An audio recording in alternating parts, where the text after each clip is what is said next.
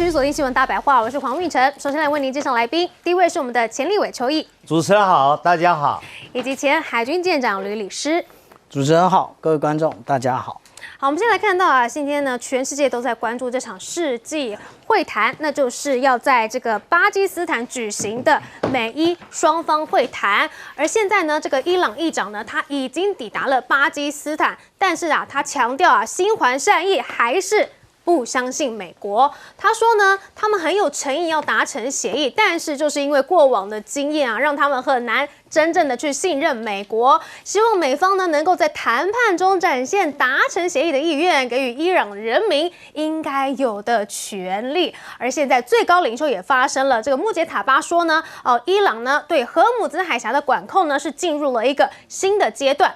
任何袭击伊朗的人都将要受到惩罚，也说呢要向侵略者来进行求偿，而且他们的武装部队呢还是随时待命的。他们说啊，由于就是过去以色列跟美国啊常常谈到一半就开火了，所以呢我们的武装部队还是保持着完全的戒备，准备好要随时开火。而且他们也把这个荷姆兹海峡的管理呢提升到了一个新阶段，保持啊对该海峡控制的主动权，绝对不会放弃伊朗的合法权利。所以啊这场会谈呢就是非常的关键了。而举办方巴基斯坦呢也是高度的戒备，他们的谈判方式是怎么样呢？美伊双方代表团呢会分别去跟巴基斯坦的总理夏巴兹会面，然后之后呢才会会谈正式展开。而目前呢，不仅是这个伊朗方面的这个代表团已经抵达了，我们来看到呢，美方的代表团呢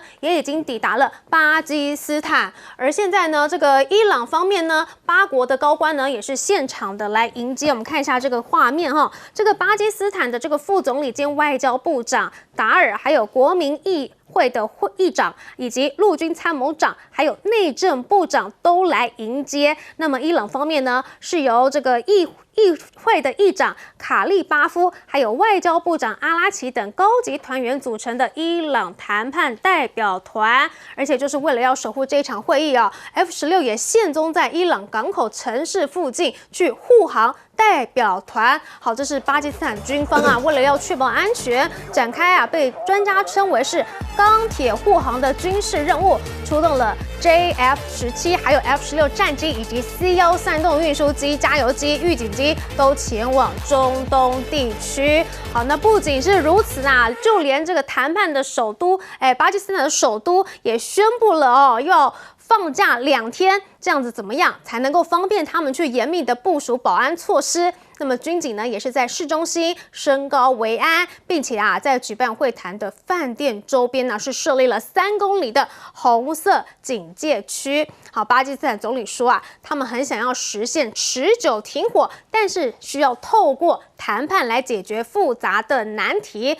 而这正是成败在此一举。好，我们刚刚说到了这个伊朗还是虽然要谈呢，但是还是说我们准备好随时可能开火。而美国方面是怎么样呢？副总统范斯也说了，说啊，如果伊朗人呢愿意真诚谈判呢，他们呢是愿意伸出和解之手。但是如果他们想要耍花招的话呢，就会发现我们谈判团队不会轻易接受。而同时呢，川普也说了，说呢，美伊谈判的结果将在24小时之内明朗。很快就会知道了。而我们美国呢，也正在为军舰去填装精良弹药，这些武器比之前用来打垮他们的时候还要好。好，他们已经准备好了，如果谈判失败的话，弹药都随时准备填装。但是呢，《经济学人》杂志是评论这一次的战争，不论是有没有谈的怎么样川普都是最大输家。好，《经济学人》说了，说对美国而言呢，这场战争暴露了军事优势的局限。尽管美军在 AI 还有低成本作战上面展现优势，但是其军工厂却无法及时的补充物资，而且川普的威胁要摧毁伊朗文明的言论呢，也被外界视为是对外交政策还有道德权限的一个亵渎啦。所以当美方的优势不在，然后川普的这些言论被延上。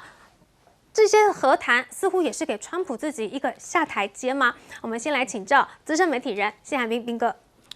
这一次这个和谈当然看起来是真的要举行了，那你说伊朗这边对美国不信任，这非常正常。我想，如果这时候他还信任美国，那才是怪事。已经连续被人家这样子恶搞2次了，所以这一次双方的信任基础是非常低的，所以能够谈出来什么很迅速果决的这样的一个结果吗？我其实是存疑的啦。我认为这中间变数还很多，但不管怎么样，能够愿意开始谈，当然是好事。所以你也看到巴基斯坦准备的非常周延，不但护航，然后首都还放假，那目的就是为了把变数减到最小，不希望有任何的突发状况去影响到谈判。那这也是巴基斯坦少有的高光时刻。然后讲，如果这一次谈判真的能够顺利过渡，然后得到一个明确的结果的话，那巴基斯坦的国际地位其实是提高蛮多的。那当然大家也都知道，这是中国大陆在背后也有进行斡旋，也有进行一些努力。那连川普都不否认这一点哦。那可是问题是，现在看得出来是双方的价码都要得非常高，伊朗提出来的条件其实是很严苛的，看起来美国是不会同意的。那川普的态度也是一直在变，他一开始说伊朗的10个条件是很 OK 的，是可以接受的，所以可以谈。可是后来他又说那10个条件不是他看到的那10个条件，那所以他到底看到的是什么条件我也不知道。那美方提出来的条件看起来伊朗也是不太可能会接受，所以在这种状况下，双方到底要如何谈起，这当然就很令人这个存疑啊。那可是呢，川普现在又调子拉得很高，说反正24小时之内就会有结果，然后就我们有精良弹药，意思就是说，如果24小时之内谈不出来，就要开打嘛。可是老实讲，这么大的一个谈判，你说24小时之内就可以立刻获得结论，我觉得可能性非常低。那难道川普要因为这样再开打吗？那当然，他过去很多东西都随便说说，所以这次是不是也是随便说说，不知道。可是你看，伊朗也是准备了，他也随时在防止，就是甚至有可能正在谈判的时候，美国再突袭你一次，也不是不可能发生这种事，因为上次美国就这样干的。所以我觉得会不会谈到一半就大战又重新开始，这也不是不可能会发生的事。那范斯在那边警告说不要耍美国，我觉得至少从整个事件发生到现在，每一次在耍人都是美国吧？伊朗什么时候耍过你？我是没有看到，都是美国自己背信弃义，讲好了，突然之间又变脸，然后每一次今天说这样，明天说那样，都是美国在耍人啊。所以我觉得范斯是不是搞错对象？那问题来了，就是这一场战争，美国到底获得了什么？因为照理来说，美国一开始目标应该是很明确，你要摧毁掉伊朗的核武器，你要造成伊朗的政权更迭。结果呢？结果你一样目的都没达到，至少到目前为止看起来你没有达到任何目的啊。那如果就此停火结束，那请问一下，美国这一场花了这么多的经费，然后就是造成这么大的伤亡，那结果是什么？好像毫无意义啊，进行一场毫无意义的战斗。而且更糟的就是看伊朗的态势，以后他真的要长期管控荷姆兹海峡。那如果这个情况真的出现了，那不是开战之后打了这个1个多月，结果造成了一个比开战前还要恶劣的结果吗？那请问一下，这到底在干嘛？所以现在越来越多人认为，其实这一场战争的输家真的是川普，因为从事实的结果看来就是这样子演变。好，如果谈判破裂的话，川普真的会动用他所有的精良弹药吗？但这样又能够解决问题吗？我们来请教小舰长。其实有关于这个精确导引的武器啊，已经也就是全数而出了，已经拿不出来。现在唯一没有使用在战场上面的，也就是暗鹰的这一个高超音速飞弹。不过暗鹰有它的限制，为什么？因为暗鹰它实际上可以带着弹头，不超过30公斤。那你不到30公斤的弹头，你到底想要做什么？那是核弹头啊，所以暗鹰没有用在战场上面。不过其他的全部精锐进出了。那我们刚刚讲到说，有关于为什么要提到诚意这个问题，也就是你美国没诚意啊。那怎么样有诚意呢？也就是我们先看到这个有关于赫格塞斯，他在之前就讲了，美军还在中东徘徊。这个徘徊其实是我们讲到的3个航空母舰打击群，2个这个远征部队打击群。那也就是说，我们讲到说有2个那个可以登陆的部队，有3个那立刻可以对陆地实施攻击的那个打击群。我们想请问，这个是什么诚意啊？这个是把刀子架在脖子上的诚意吧？然后我们看到说，现在这一个整个的一个中东的态势，也就是我们讲3个，为什么是3个？大家不要忘了福特号啊，福特号它已经重新的归队了。那另外呢，也就是我们看到这一个林肯号在这边，然后现在布希号也准备前往。那在这个位置呢，也就是我们讲到印度洋这里，除了林肯号之外，就是迪利波里号的远征打击群呢。另外，我们讲到它连预备队都准备好了，也就是全狮号的这一个打击群。那我们如果说看到现在的状况的话，那如果从这个经济学人的角度啊，他其实提了一个大家比较少谈论的观点，也就是这一次为什么直到现在为止，川普急于要离开战场？因为最重要的是，大家把美国看透了，原来你是纸老虎啊，你连这一个伊朗这个国家你都打不动。而且真正的原因是什么？是你的工业实力，也就是你的飞弹跟不上。因为大家突然发现说，为什么我们看到的都是对伊朗发射源源不断的飞弹来打击这些海湾国家，或者是打击以色列？但是呢，其实我们看到之前啊，无论是爱国者或萨德，其实它的拦截率都不像那个大家讲的。那当然，这跟他的这一个我们常常讲到的一个他的一个我们讲到说他的一个禁令有关啊。因为我们讲到通常提到爱国者啊，他都是咻咻 look， 也就是他对于一个目标要发射2枚，可是因为它的1枚的拦截率大概75%到80%，但是呢，你发射2枚的话，它的拦截率就可以超过90%，可不是发射3枚就变成210了。那个数学是体育老师教的，那不能那个拿出来讲啊，会笑死人了。那但是呢，如果我们来盘点一下这一次，如果以 political 的角度来看，也就是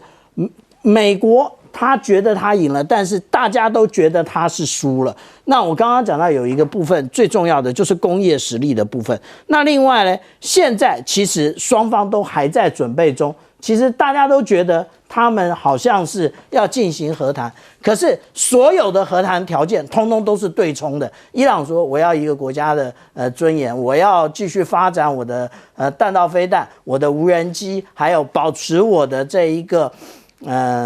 浓缩铀。可是美国讲的恰恰好，就是对冲，就是你不可以持有这个浓缩铀。不过我们这样讲平衡一点啊，也就是世界上这么多使用核电的国家，有几个国家有浓缩铀了？没有。所以这又印证了一件那个John Mearshey Hammond 的这一位进攻的现实主义大师他讲的说，如果他是伊朗总统啊，他早就已经有核武了。因为美国说你有的时候，你最好要有，不然你就会被打到烂，结果你还真的没有。好，川普说24小时之后就能够见真章了。不过这场和谈成功的几率是多少呢？我们来请教邱毅委员。国际谈判是我的工作哈，我们在做国际谈判的时候，一定会考虑到4个面向。我们从这4个面向来看这一次美伊谈判的后果。或者它的变化，第一个就是过往的经验，在过往的经验里面，伊朗已经被美国耍了2次啊，一次在去年的12日战争，另外一次就是今年的2月28号，而在2月28号，伊朗还牺牲掉了48位他国家的高级重臣，包含了哈梅内伊。所以他已经被骗了2次了，可是这一次，他还是相信美国，他还是相信巴铁，所以呢，到巴基斯坦去做谈判，这第一个面向。第2个面向叫做现实的状态如何？刚才韩冰问了一个很好的问题，到底川普要什么？川普要什么？其实，在电视墙上面，川普已经告诉你了，美国要喘一口气呀。美国打到现在打了1个多月，他要喘一口气呀。所以，川普不是告诉你了吗？他要调兵遣将啊，他要装填新的弹药武器呀，他才有办法能够继续把这个战争打下去，才能够把伊朗打趴。所以这个叫做把谈判当成是缓兵之计呀。川普在想的就是边打边谈。刚才小舰长也说了，现在布希号还有卡尼号的导弹驱逐舰都在往战场在移动，然后一大堆的军用的运输机频频的出现在中东的战场上面，美军的基地上，这完全就是在调兵遣将，在准备好，在谈判一定的阶段的时候，发动一场更惨烈、更大的战争。而伊朗的部分士气本来正旺，孙子兵法说：一鼓作气，再而衰，三而死。当你发现又被骗了，第3度被骗了，这时候士气已经低迷了。第3个叫做变数，它的变数到底如何？其实变数很明显嘛，以色列仍然继续在打黎巴嫩的南部，以色列仍然派了战机，有人固定翼的飞机以及无人机进入了伊朗的境内，他根本跟川普之间，说实话，不是川普被纳塔雅胡绑架，而是2个人根本就是唱双簧，一个黑脸，一个白脸，2个在扮演舞台上的一个共同目的的角色吧。最后一点就是促谈者的分量，或者叫做鲁仲连的分量。促谈者是巴基斯坦啊，巴基斯坦有这么大的分量，可以让美国跟伊朗都能够顺利的大家达成了一个平衡解，一个 solution。你认为有这个可能吗？即使后面扬言说有中国的助力，有俄罗斯的助力，还有沙特，还有埃及，还有土耳其，但是毕竟它是巴基斯坦，美国没有把巴基斯坦放在眼里的啦。伊朗相信巴基斯坦，沙特也是巴基斯坦的盟友，但是这一个作为促谈者的分量是不够的。综合以上4个面向，我认为这一个美伊的谈判大概要失败了。好，所以24小时之后是停火协议的签字，还是更猛烈的炮火呢？我们休息一下，广告之后继续谈。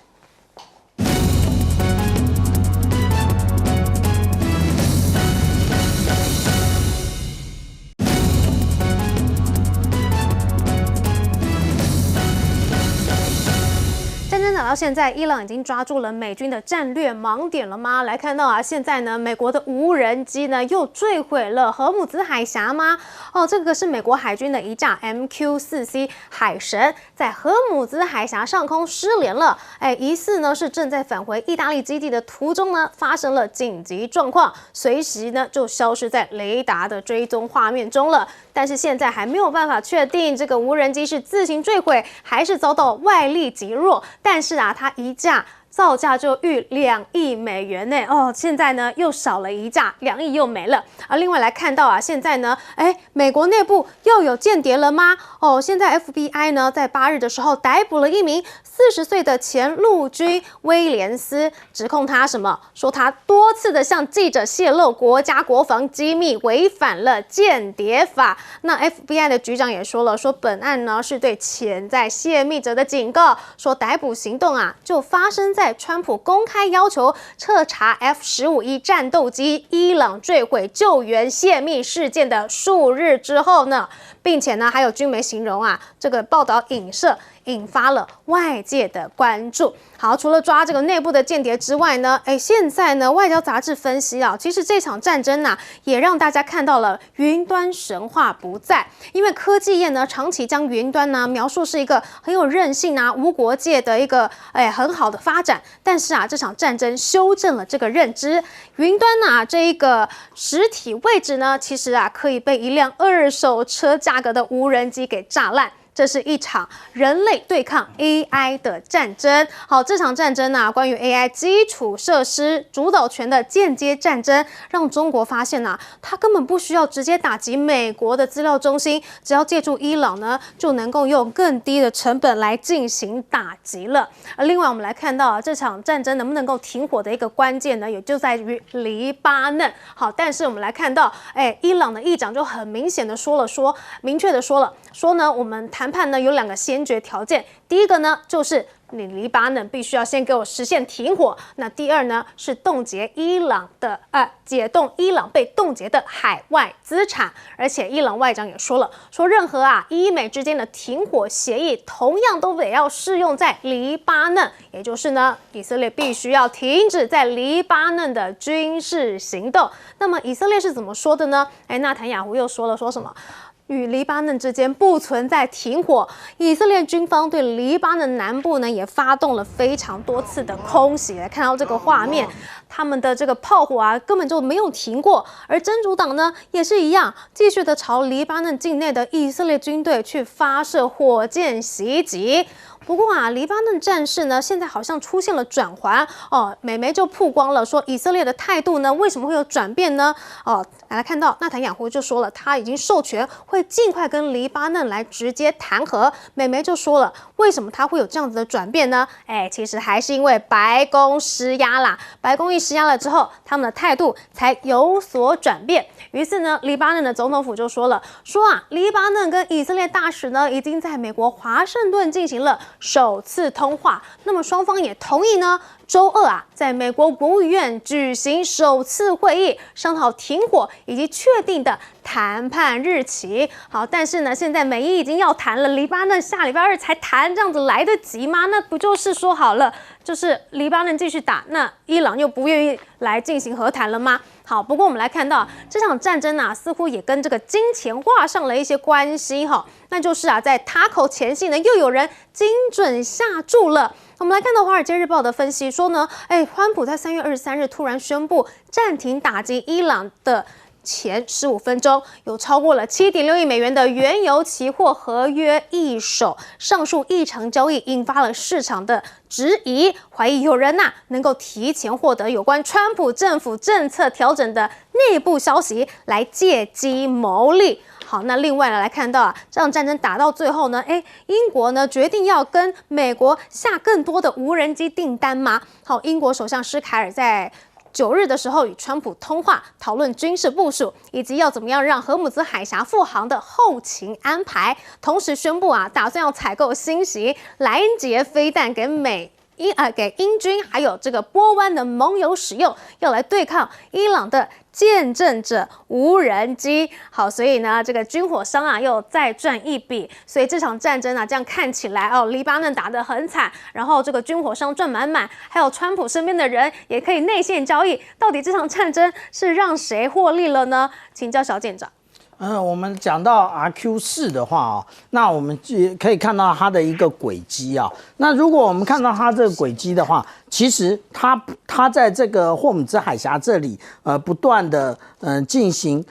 征收。那它征收完之后，其实这是一个返回的路径那但是原来是这样返回，但是它为什么向东北转？那它向东北转之后，你明明就是要去的是伊朗不是去意大利你这个意大利应该是继续的往西北走你为什么往东北走？其实我们讲说有关这个 RQ4 的这一架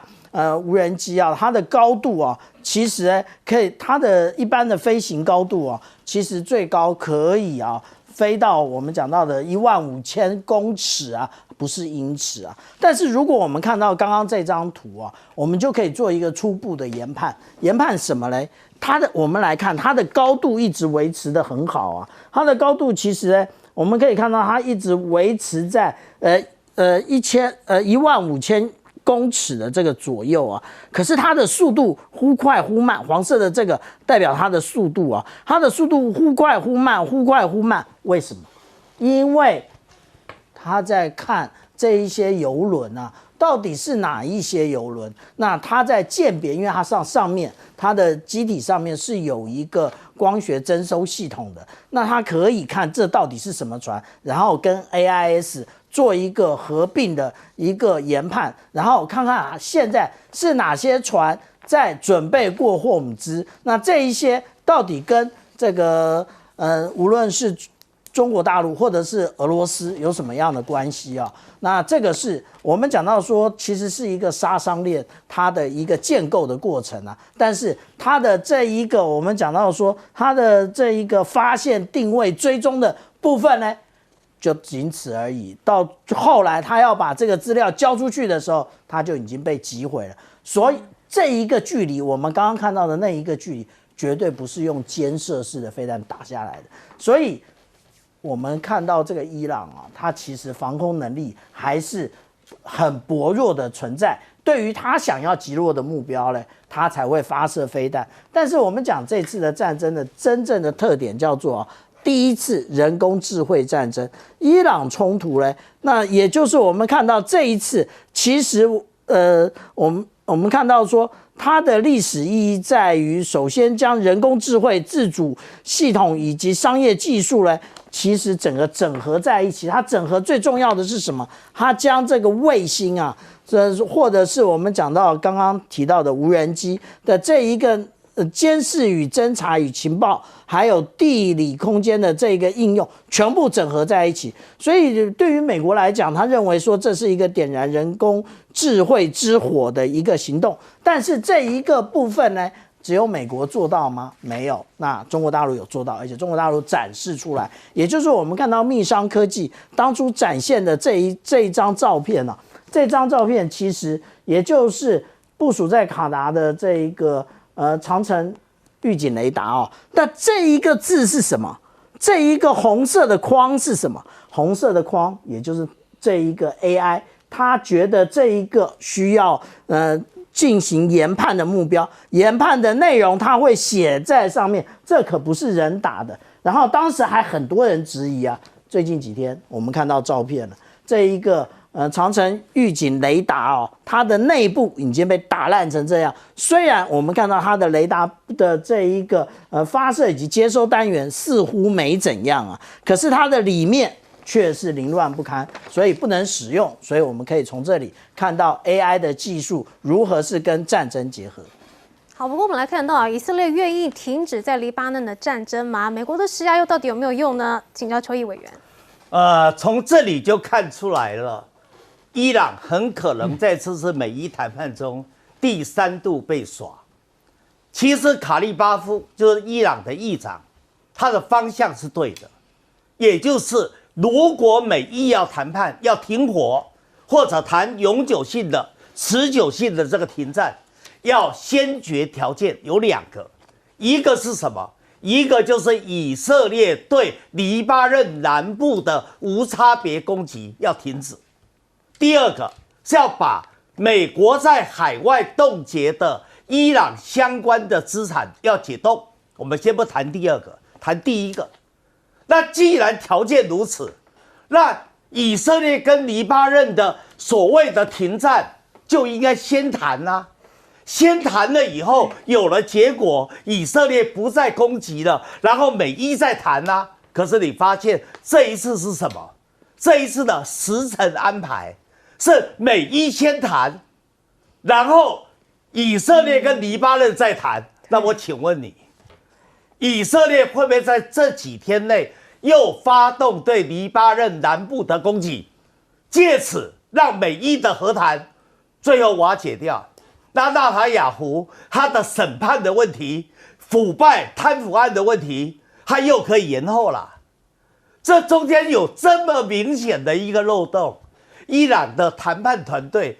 竟然没有发现，没有做及时的补强。好，第二个更有趣了，美国的 FBI 为什么去抓那个泄密的那个女员工呢？到底什么泄密啊？F-15E 战机在伊朗的境内坠毁，2个飞行员，这时候美国营救啊，川普不在称赞这是史上最成功的营救行动吗？那还泄什么密呢？我们终于懂了，为什么美国对伊斯法罕那一个破旧的旧机场的救援行动，为什么要出动176辆战机？为什么要动员将近300个特战队员？所以它的主要的目的不是在营救飞行员，它主要的目的是在伊斯法罕要去抢夺伊朗的浓缩铀。他所谓的抓泄密，是抓这个泄密，而不是抓营救飞行员的泄密。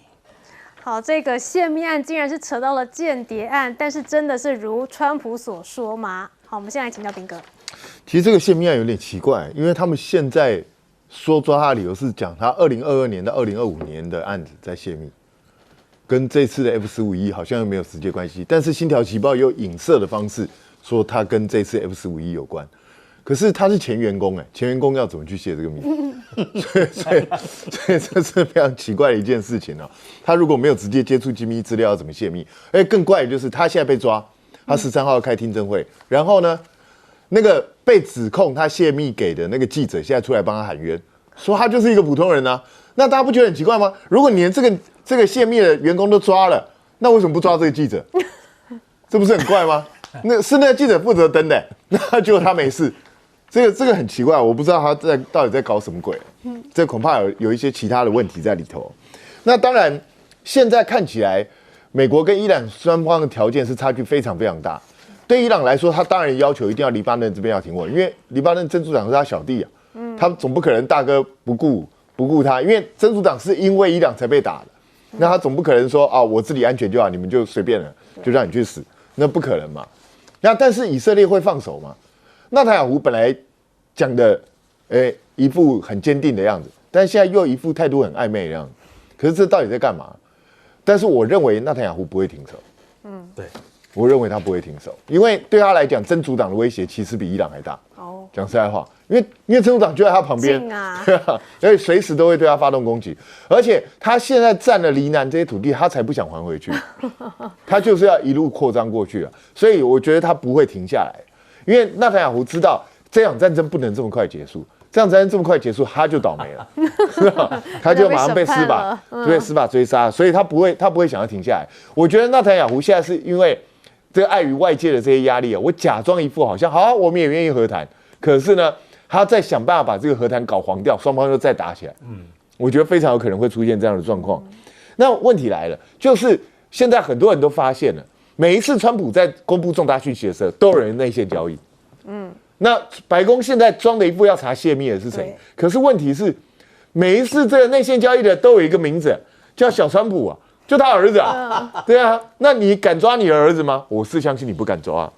好，现在这个美伊和谈会不会又在黎巴嫩这一局给破了呢？我们休息一下，广告之后继续谈。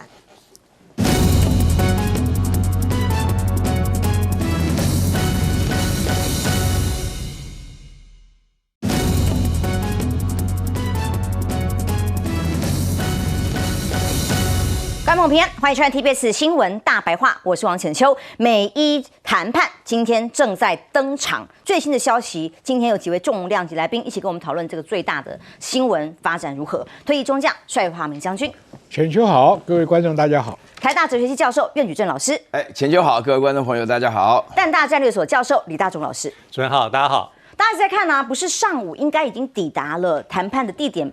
巴基斯坦吗？那为什么到现在还没有任何的具体消息？因为呢，光是能够安全的抵达现场都保密到家，避免又有这个任何的人谈判代表被炸死的消息因为美伊谈判之前互相还在放话，川普就呛不准在荷姆斯海峡收过路费不永核武那个10点协议的部分，伊朗要提2个条件，他才要谈，双方都在讲。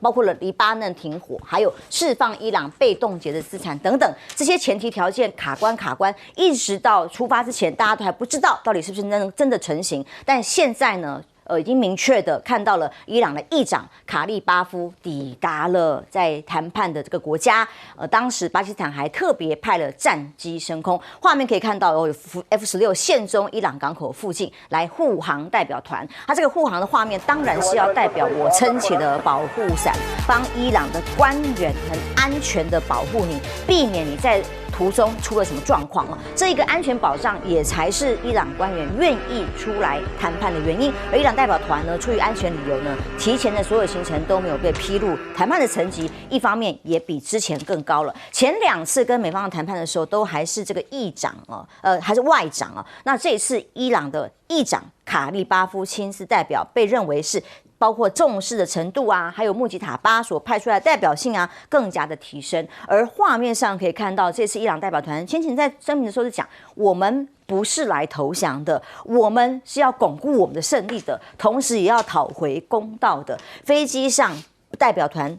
座位摆了空空的，摆了什么？这个是被炸死的学校的学生。他们的照片还有书包，命名为米纳普168。这个卡利巴夫议长特别发出这个新闻，是看着这一排座位上面放着孩子遇难之后的照片跟书包，是要提醒代表团，我们这一趟来的行程谈判是有意义的，要向这些孩子交代的。所以当伊朗谈判的代表一到有一个重要的中间的关系国，当然就是中国大陆。从川普自己在媒体访问自己讲啊，我听说有中国大陆的角色，到陆续更多的消息出来，虽然大陆方面其实还是相对低调的但是呢，根据卫报指出，中国大陆扮演的关键角色是从旁边鼓励伊朗接受停火，还有承诺谈判代表不会遭到暗杀，巴基斯坦保证不够啦，还有大陆一起加入保证，那么促使伊朗最高领袖穆吉塔巴透过传纸条不敢用手机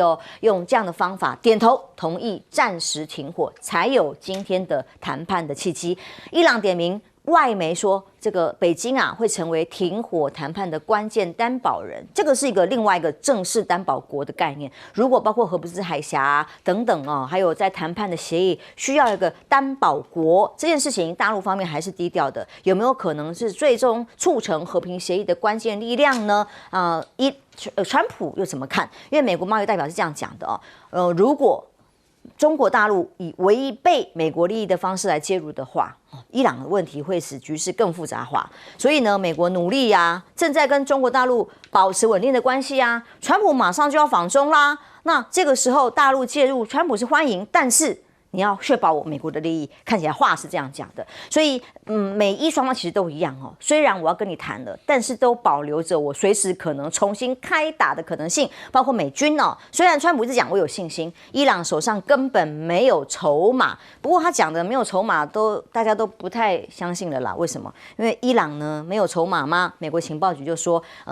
还藏了数千枚飞弹，就在地底下无法触及的这个基地里头，所以这个军火库的飞弹还有几千枚啦。这个弹道飞弹随时可以投入使用，那调出来就好。跟川普讲，已经把他的飞弹全部炸光了，完全不一样。其实就好像刚刚讲荷鲁兹海峡啦，他说叫他不准收钱，可是川普自己又讲我会希望跟这个伊朗成立合资公司，一起收通过荷鲁兹海峡的钱，所以到底哪一个版本才是川普要接受的呢？我们往这个商业利益方面来想，会比较符合常理所以当川普说美国为军舰装备填装了这个精良的弹药，准备如果谈判失败马上要打，你们现在还活着是因为我让你们活着，我还愿意谈判，他是这样的发狂语的。所以谈判在即，美军增兵、航母、攻击舰、战斗机全部通通都就位，包括了陆军第82的空降师1500到2000名的士兵就位在附近就是准备万一谈不拢就马上打咯。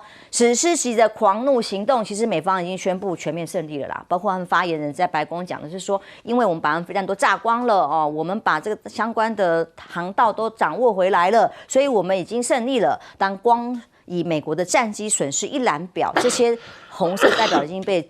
炸毁，无法使用的，黄色当然是受损，这些数量都不是随便吹牛就可以吹出来，就是受到了严重的损伤。而本港电视台呢也是很难得，从战争发生到现在，公布了很多新的画面，都是针对于美军基地，包括了卡达、乌代德的空军基地被炸毁，像这个预警雷达被炸毁，当然是非常严重啊，它是非常高额的这个金额去盖出来。那为了空中的防卫系统的预警雷达，对中东地区来讲，对美军来讲是很重要的，但同样也被炸毁，严重的受损。将军怎么看接下来现在正在双方已经抵达要进行的美伊谈判？我想，就为了谈判团的安全也大费周章啊。巴基斯坦出动了飞机，对吧？这个中国也介入，就是说，因为美国以前干的事情啊，伊朗都不太相信。你不讲武德嘛，上次午夜重锤啦，跟这个攻打黎巴嫩呢，没有一样是信守这个信诺的。第二个，以前谈出来的可以谈的那几个条件呢，我看美国大概不会那么不会那么答应的，所以美国也在积极准备谈判失败以后的做法，就是说拼命的补充弹药，因为我上次在你们节目也讲过，这个在伊朗的战场上，大家在比库存呢，美国是万里迢迢要送武器去，伊朗是在地底下一边打一边还可以生产，所以这个问题倒是说，美国只有虚张声势，到处说他胜利啊，每次数啊，我炸了12000多个目标，又摧毁，我说讲了半天，但是内行人看呢，你炸的是人家乡村啊、都市啊那些房子，伊朗打的都是你比较贵的，打这个基地啊，打飞机了，打飞弹了，打你这个什么海湾饭店呢，就是性价比都是比较高的。所以你说，到底美国人称胜利的定义在哪里？你列出了5个战略目标，是没有一个达成的，所以讲起来是失败的。因为你要说你没牌，那你跟他什么好谈呢？那就接受伊朗投降嘛。那伊朗现在拉的赫木兹海峡，这个就很难去解决的。我相信啊，中国只能介入你们谈判，中国能帮美国一点点面子的，就是说让伊朗降低一点谈判的这个门槛，条件，让川普能够有面子的脱离这个战场。因为川普现在非常焦虑啊，他的时间不多，5月份要跟中国跟美国要谈判，内部的事情5大难关一个都没有办法过，其中选又迫近在场，所以他很想脱离战场，但是呢，脱离战场又没有一个漂亮的借口，我到底是赢了呢，还是落荒而逃？已经在铺陈了，一直说赢了。对，所以他的副总统也好，他的参谋本部也好，一直在宣传打这个。最大的问题，美国准备2个后手，就是第二个，所谓把你打到石器时代，那也是靠战斧飞弹，靠飞机轰炸，所以他拼命在补弹药。另外一个后手呢，就是地面部队要进去。我是觉得美国不敢用地面部队去，因为这一次抢救飞行员是一个战场，另外2架这个 C-13洞带了将近快200个特种部队，还有100多架飞机去突袭那个想去挖人家的这个浓缩铀，结果是失败的，飞机也被打了，人也受伤了，铀也没有挖到。这就是一个小型的典型的地面作战的一个征候。如果这个你用最精良的这个特种部队，用大批的空中掩护让它降落在那边，居然没有达成任务，那海军陆战队跟8·2空降师跟人家正规军正面对仗，你有胜算吗？所以美国最怕的就是陷入战争的泥淖，因为美国的 MAGA 已经是对川普这个行为很反对。当初你号召这些贫下中农的这个劳动阶层的 MAGA 的群众，你给他们的承诺是，我不参加国际的战争，我把国内的经济搞好，把所有工厂叫回来，让你们都有就职的这个可能。但这个2个东西，看你川普所作所为，没有一样达成。关税打成这个样子，海外投资跟工厂并没有回来，这些人还是没有。第二个，马上需要的大豆肥料又遥遥无期，还看你五月份跟中国谈的怎么样。所以，川普现在面临是内忧外患，伊朗脱不了手，为什么？以色列还在那里拼命把你拖在那里。你只要和谈有那么一点苗头，以色列就大批的空军轰炸，破坏你和谈的这个场景。比如说黎巴嫩，黎巴嫩本来是在协议里面是应该停火的，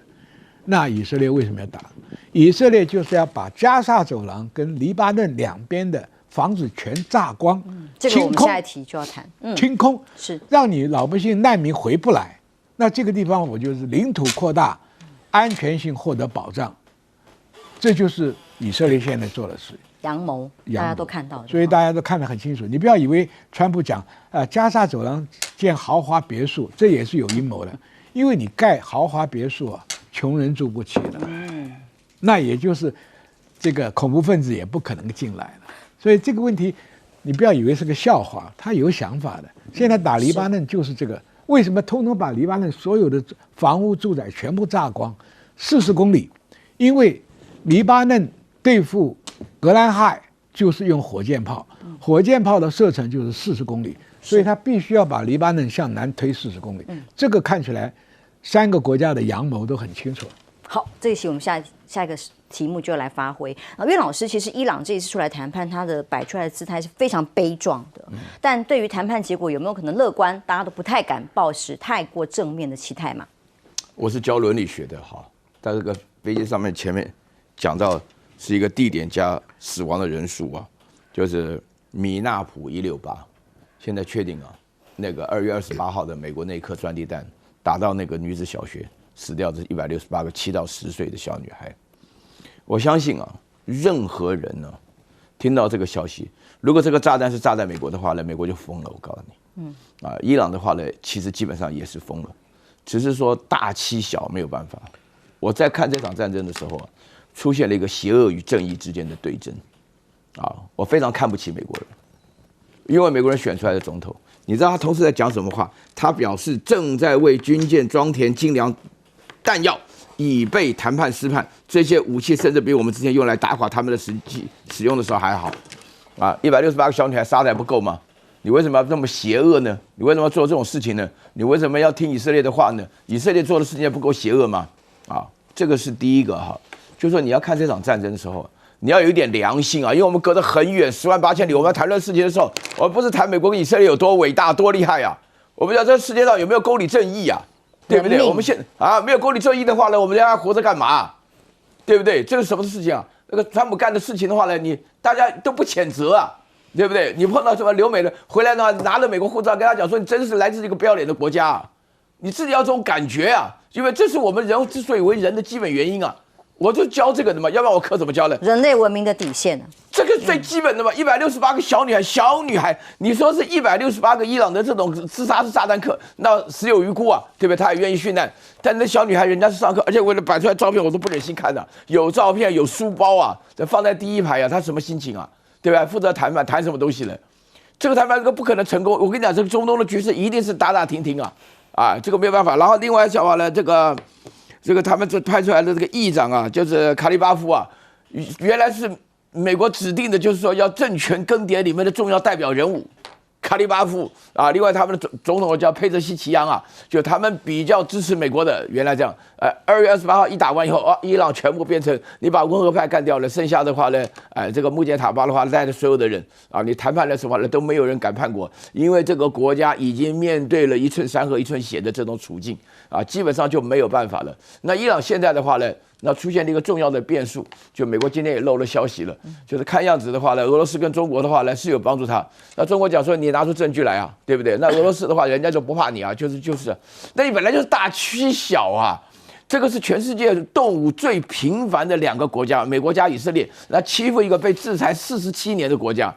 对不对？然后呢，那个荷姆兹海峡，人家原来是通的，你现在突然让他想通了。我觉得说这个美国搞到现在，这个不是单纯的内忧外患的问题而已啊，也不是说是单纯的这个川普本身，因为他们做的是一件不道德的事情，要新闻评论当中要谴责的事情。而且你最重要的事情，人家有人家自己的宗教跟他的政权。1979年的话呢，伊朗是98%的人选了霍梅尼啊。那个时候我19岁啊，我们印象中非常清楚啊。那伊朗要做这种选择的话呢，那你呢一下子的话呢，采取这个庇护的措施，把巴勒维这个国王带到美国去了。所以说伊朗的民众才非常生气啊。那巴勒维在我们这边国家干了什么事情，你难道不知道吗？啊，你现在的话呢，就要保护他，然后这次还想派巴勒维的儿子回来搞政权更迭，那个做梦啊你！泰忠老师的确对于这次谈判哦，早上到现在我们没有看到任何进一步的消息，到底谈的怎么样？有没有真的谈的成功的可能？其实真的大家不太敢乐观啦。对，应该这是很脆弱的一个谈判啊。但是重点是，我觉得美国跟这个伊朗目前都是摆出以胜利者的姿态去谈判，但伊朗多一点，他认为他也是无辜的受害者。但是我为什么会说双方看起来是有一点点的期待跟诚意的？因为从双方代表团的规模来看，看得出来，有媒体报道说，伊朗大概是代表团71人，里面扣掉这个安全人员、幕僚之外啊，他主要谈判当然就是刚刚讲国会议长、外交部长、外交部的副部长、外交部发言人，还有这个国防委员会的秘书，最高国安委员会的重要的一个干部，还有什么？我觉得一个很关键，就是中央银行的行长去。为什么？因为这是伊朗提出的谈判的要求，必须要解除对伊朗制裁，还有海外资产冻结。所以以这点来看，伊朗我觉得他还是带有一些认真啊，希望能够谈出一个结果。要求对，这是他很重要的一个要求。那美国方面呢，其实也是精锐尽出哈，因为过去在这个谈判里面，其实就是中东特使威科夫加上女婿库奇纳，但是现在呢，有一个本来应该是反对这场战争的副总统万斯带队，所以这也有可能是提高了位阶。还有一说，中央司令部的司令也在这团队当中啊。当然，美方团队看起来是浩浩荡荡，因为300人里面很大部分是维安，好，所以要看最后的谈判结果。还是有变数的哈，但是也不至于完全100%的悲观。第二个问题是，为什么是巴基斯坦？大家会不会很好奇？我觉得，因为像巴基斯坦这样的国家，在国际关系里面，他们是属于中等强权，并不是首屈一指强权。基本上，他们的能耐在哪里？它优势就是双方对他信任，还有海湾国家支持、海外国家支持，而且有安全感，而且他对美伊两边都不具有威胁性。但是阿曼有没有这样的地位？过去阿曼是类似这样角色，但阿曼谈判是失败的。但是巴基斯坦有个强处，就是我觉得川普更加的喜欢他了，就是总理夏利夫跟这所谓的穆里尔陆军参谋长元帅，他们在去年9月份的时候去了白宫，当时是川普副总统范斯还有这国务卿一起见他，看起来是相见欢的，所以这也可能是一个过去阿曼没有的优势，但在川普心中认为这值得一个肯定。那历史上类似这种国家谈判成功、调停成功例子其实也有，比如说90年代初期，挪威曾经调停以色列跟巴勒斯坦奥斯陆协议，挪威也是中等强权。还有1979年伊朗人质危机444天，最后调停成功的是谁？一样中等强权阿尔及利亚。阿尔及利亚角色跟现在的这个巴基斯坦有若干相符之处，就双方信任他，所以我们就拭目以待。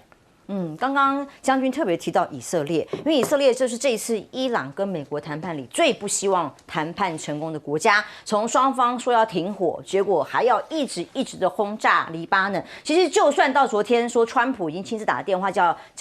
以色列你不要再打黎巴嫩了，现在陆续还是有零星的战火互相在轰炸当中，甚至以色列驻美国的大使莱特还公开表示，他跟黎巴嫩外长通话的时候，明确告诉对方，就算以色列跟黎巴嫩进行谈判也不准备停止与真主党的作战。就直接撂话了，也不管川普是不是叫他们暂时不要打了因为以色列空袭光是8号那一天非常的惨烈除了又增加13死。过去这样算一算加起来，这段时间以来，光是这2天，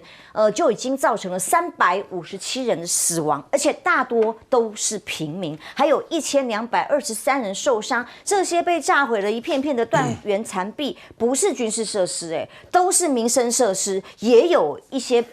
住宅，那一般的老百姓，那么所以对黎巴嫩来讲，光是南部城市纳巴迪耶这里呢，都还有这个是安全部队丧命、军事设施以外，一般平民的损伤已经到达了300多人这样的命运。而黎巴嫩的这个战场，以色列公布空袭真主党的阵地画面，我们可以看到，这也是反击之下的结果。他们也公布各种摧毁武器库啊，还有多名武装分子啊等等的，表示黎巴嫩也没有在示弱的哦，也要继续打下去。曾经一度为了这个不断的攻击黎巴嫩的关系，伊朗要退出谈判的，但现在伊朗已经进到了谈判桌，所以黎巴嫩这个攻击看起来以色列会停吗？还是他会继续用这个方式来阻止谈判的进行呢？真主党也还向以色列的城市发动的火箭风暴，巨大火球破坏的景象画面非常的惊人哦。这个是30枚火箭袭击以色列的北部地区。从这段时间以来，我看以色列包括被伊朗被黎巴嫩攻打的这个画面，已经真的数量越来越多。那么至少响起29次的空袭警报，造成4个人受伤。真主党的火箭袭击了损毁以色列一座拥有1500年历史的教堂。这次在中东国家这种千年古迹太多了变成断垣残壁，人类文明在这一刻就是一个荒谬，更就是一个无力的破坏。那么真主党还说，用飞弹袭击了以色列海军杜德海军基地。他的声明说，鉴于敌人违反停火协定继续打，所以必须要用导弹来袭击，代表他们的愤怒。那么甚至真主党加强使用 FPV 的无人机去攻击黎巴嫩境内的以色列国防军。哇，这些画面一再的看到的画面都是主动公布在这个社群或者是媒体上的，所以光是看这辆D9卡特比勒装甲车类似的这样重兵的战车被攻击的画面，都是在告诉大家说，真主党这边也不是吃素的啦，也是可以继续回击以色列。光是这个战火要到底什么时候才能停？还是说美国拍屁股走了，以色列跟真主党跟伊朗继续自己打吗？那么当然，对于以色列近来一连串的攻击，从加沙走廊到现在，最近又有这么多平民老百姓被攻击，连西班牙连教宗很多国家都出面来谴责了，而西班牙的谴责让纳塔雅胡非常不开心，他甚至直接下令把西班牙代表从基里亚特加特的一个协调中心给赶出去，把人家的代表赶出去。那谴责西班牙企图对以色列发动政治战争的国家都必须立即付出代价。哇，非常的强悍，包括了南韩李在明一向是这个多边主义政策，这次也出来杠上以色列。他说在社群 S 上特别分享一段影片，指控其实这个大概已经是2024年的时候发生的事情在屋顶上把一个孩童，以色列的军队孩童屋顶把他推下来的画面，但是当时这个画面看起来他已经死亡，但是这种推下去，然后平民老百姓儿童的死伤，他认为这跟犹太大屠杀或战时的杀害有什么不一样呢？那这种谴责呢，以色列外交部还特别发文在犹太屠杀纪念日之前发表淡化犹太大屠杀的言论是不可接受的，给予强烈谴责。还有说这个内容是被栽赃等等误会啦。但目前为止，他还在进行黎巴嫩屠杀呀，所以李在明也再度的回应对于全球指责以色列这些反人权的行为，应该以色列要反省的，他的结果跟回应却是让人非常的失望。将军，看看以色列，像以色列这种，我跟你讲，世界各国打仗，重点都是攻击对方的军队或者是补给线，那是为了战争的进行，没有说对老百姓跟民防做大规模的摧毁，这个已经激起人类的公愤了。就是说，不管教宗也好，很多国家，包含韩国，都发出了谴责，你这种不是为了求得战争的胜利，你是要种族歼灭的这个行为。以色列为什么要这么做？因为他最大的敌人是伊朗，中间又隔了很远，他打伊朗只能用空中攻击。那以色列的领土从当年英国划给他的时候，他现在已经扩张了4倍，扩张4倍就会接触到这个恐怖分子的那个加沙走廊那边的，跟真主党的区域，他为了要解除自己两侧的安全，他用了一招很毒的一个手段。你不是说跟他打赢了谈判，不是，干脆叫做坚壁清野，把这个黎南的这个40公里房子都给你炸光，全部灭了。对巴勒斯坦的做法一样，说盖高级住宅不是盖高级住宅，因为把这个地方清空以后，只要派兵驻守卡在那个边境线，它的安全，以色列本身的安全就已经获得比较不受骚扰。但是对伊朗，它是一定要趁现在美国跟伊朗的谈判还没有成的时候，我尽量把你打到你爬不起来的地步，就是说，包含你的，我是没办法消灭你的核能和铀，连美国都没办法。但是他要把你所有基础设施跟人类生活的必要条件，统统给你摧毁，就是让你10年、20年爬不起来。这就是以色列的企图，这也引起了大家的共愤，因为你这种不让和谈能够进行，拖到美国的大腿，陷入这个战争的漩涡，全世界都因为石油的问题受到伤害。霍姆兹海峡3000多条船进不了、出不去，再加上曼德海峡，因为沙烏地阿拉伯有一条1200公里的油管，弄到曼德海峡里面照样可以出口。现在伊朗也用无人机把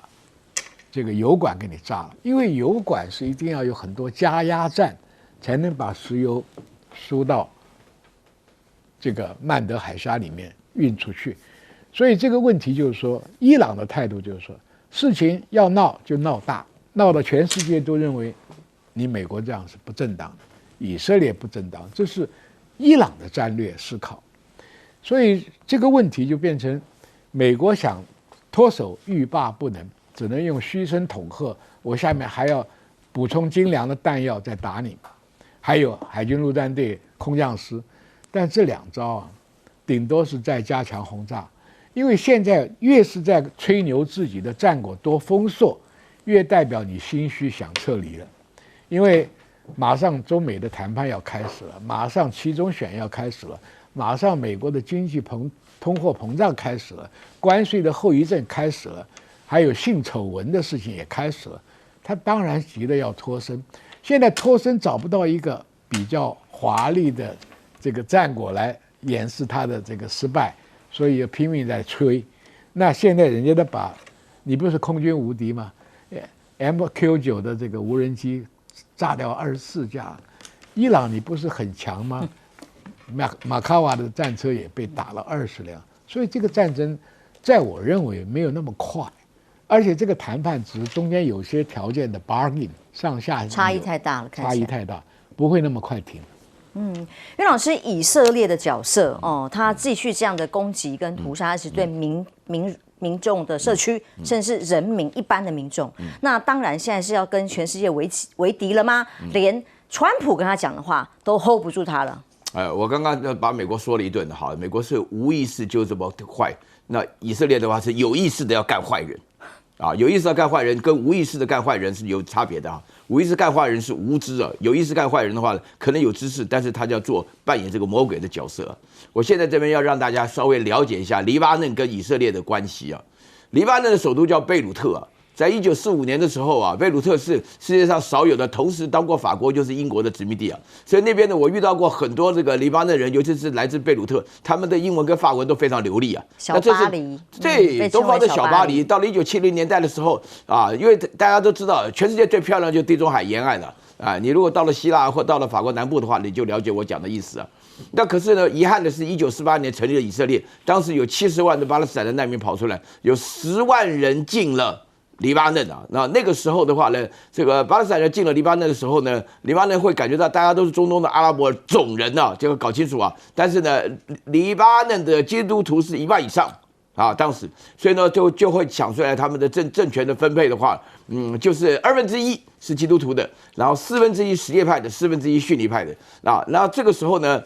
那个巴勒斯坦的这个游击队呢，在这个黎巴嫩的话呢，残据南部，也就是以色列北部啊，就是不断的壮大啊，壮大的结果，他们自己称之为这个赫兹布拉，也就是我们所谓的真主党。那么在这样子的情况下的话呢，对以色列构成了一个非常大的威胁，长期来讲是一个很大的威胁。因为什么呢？因为这里头的不要命人非常多。从1975年开始，他们就用自杀式的卡车先炸。大家不知道记不记得，黎巴嫩有一次联合国的维和部队一次被这个真主党炸死了300多人了。你去翻翻这个记录就知道。然后呢，这个真主党呢是里面以什叶派的教徒为主。我必须要再强调一件事情，这个中东地区啊，那个最带种的就是什叶派教徒，就是伊朗这一派啊。然后这沿下来的话，反抗之湖都是什叶派的人。然后这个逊尼派的人的话，大部分都戴着太阳眼镜、开法拉利啊什么的，那这个感觉上就是很不一样。那么在这种情况之下呢，这个真主党在2000年的时候，居然干了一件事情，让以色列发动了好几次向北对这个黎巴嫩的战争以后，居然打到最后，以色列主动2000年的时候撤军。那被这个巴勒斯坦人也好，阿拉伯人也好，视之为难得一次的胜利，因为以色列在没有附带任何条件下撤军，对以色列的军人来讲的话，也是耻辱。所以大家要了解，这里面的话，我讲了3个重点，让大家可以非常明白这意思。第一件事情的话呢，以色列现在攻击的死掉357人的地方是他的黎巴嫩的首都贝鲁特，贝鲁特跟这个真主党不一定有关系，可能没什么直接关系。然后第二点的话呢，真主党在黎巴嫩是一个合法的政党啊，但是它是国中之国，那黎巴嫩拿来一点办法都没有。然后第3点的话呢，这个轰炸以色列轰炸死这么多人，目的是有意思，要干什么呢？要拆开，要跟黎巴嫩谈。啊，你们要怎么来跟我们把这个边界的地区你画出来，让我来攻击你，以后你就不会死人了。那另外的话呢，美国跟伊朗谈，以色列跟黎巴嫩谈，就要把它拆开，把它力量减弱。为什么呢？因为现在伊朗的话呢，它底下培养出来就是大家都会觉得美国跟以色列干得太过火了，所以不但是伊朗的全民动员，然后旁边的这个伊拉克的什叶派，伊拉克的majority 啊，就他的多数人是什叶派，然后这个他的叙利亚的民兵也要开始动员了，然后那个黎巴嫩也是情况到这里，然后再加上这个原来的胡塞武装啊，胡塞武装也是个叛乱团体啊，它叫也门，但它是个政府打不倒的叛乱团体。那另外再加上哈马斯也并没有完全被消灭，所以刚好把以色列围起来了，所以以色列就要把你分开。大中老师的确2天后啦，黎巴嫩跟以色列谈判即将要在美国登场。那现在伊朗跟今天的谈判怎么样还不知道，当然也会牵动接下来以色列的谈判。对，4月14号，这谈判地点应该是在美国国务院哈，就是以色列跟这个黎巴嫩的政府，并不是以色列跟真主党谈判，并不是这样子。那还有一个地方就是刚才像有提到说哈，这个黎巴嫩的这个发展啊缘起，其实跟这黎巴嫩当时内战相关哈，它是为了要对抗所谓的以色列入侵哈黎巴嫩。但是在黎巴嫩内战结束之后啊，其实它是唯一当时被允许拥有自己武装的民兵团体，而且就像刚才所提到，它也有进入国会选举，而且通常会有这个内阁的这个席次。但是就像刚刚岳老师所说，有点是国中之国哈。但是这一次在3月份的时候，其实黎巴嫩政府又再次讲，因为这个真主党去帮助伊朗去攻打这个怎么讲，攻打这个以色列对，所以那个黎巴嫩政府又再次要求说你要解除你的武装等等，但是我们都知道不可能。但真主党的势力还是很大，因为黎巴嫩的正规部队哈，政府军也不是7万到8万人规模，可是真主党一般被判断是4到5万人，它等于是有非常强大武力。那而且大家会最在意它的地方是它的火箭的数目非常多，大概有10几万，而且它的射程是数公里到数十公里到100公里到200公里，所以基本上它可以打到以色列几乎是全境。那在这1-2年的这个战争当中，它当然有些损伤战损，但是一般来讲，它的能力并没有被完全的废掉，所以这是以色列会为什么那么积极去发动攻击的原因。所以这一次我们可以看到，在228之后，其实以色列现在往南推哈，因为一般来讲，真主党的主要它的这个最精锐部队叫做拉万德部队，它是驻守在所谓的蓝线，就是这个黎巴嫩、南境跟以色列接壤的地带。蓝色这条线，但是呢，现在以色列是往前推推到这个塔尼河以北数十公里，它建立所谓的缓冲区，当然是为了减少真主党对它的攻击。那另外一个就是这个黎巴嫩真主党，它还有个地方是在这个所谓的这个贝鲁特的南境，基本上是它的政治上的大本营通讯的所谓的中心。但还有它很多的这个部队是放在这个黎巴嫩的东南境里面，这里主要是它的训练中心，还有所谓它的一个军事后勤的基地，以及储存所有的弹药。所以说4月14号开始，到底会有怎么样谈判，不得而知。但以色列已经把话讲得很明白，谈判归谈判，但是要我们去终止打击黎巴嫩真主党，这是两回事，一点关系都没有。应该是以色列希望还是要求黎巴嫩政府去做对真主党约束，但老实说，应该是做不太到。因为是国中之国，而且真主党在黎巴嫩的这个政治圈里面还是有一定程度的这高度的支持所以这是很难的地方。但是目前已经有基本的接触，我们就看4月14号在美国的谈判到底如何。